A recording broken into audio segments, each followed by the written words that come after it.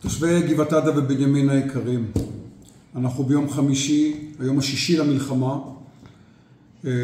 ומה שביקשנו הגיע, כוחות צבא באים לאבטח את היישוב שלנו.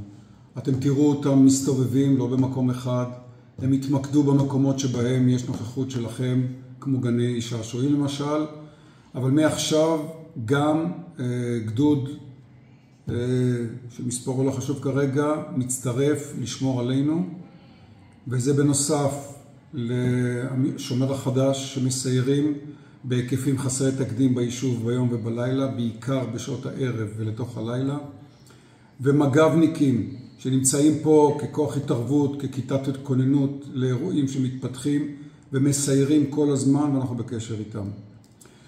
היום גם צוותי רווחה יצאו לכל המבוגרים הוותיקים שלנו, שלא תמיד יושבים על הרשתות הדיגיטליות שלנו. כן, יש גם כאלה, אתם מכירים אותם. כולם הגענו איתם למגע, ואנחנו מתכוננים עכשיו לשמור איתם על קשר כל הזמן, כדי שגם מי שלא ספון על הפייסבוק או האינטרנט או האינסטגרם, יוכל להיות מעודכן. זה הדגש שהיה להיום, ואני חושב שהשגנו את המטרה הזאת. ולסיכום, לקראת שבת, יהיה מאוד נחמד לדעתי, שכל אחד מכם יוציא את הדגל ישראל שבטוח יש לו מהפגנה זו או אחרת, ויתלה בחזית הבית. אני חושב שיהיה מאוד נחמד להיכנס לסוף שבוע ולראות את כל דגלי ישראל, מכסים את הרחובות שלנו. אנחנו כבר התחלנו, אתם תראו מודעות ראשונות, שמשוניות, שילוט, ורק נגביר אותו.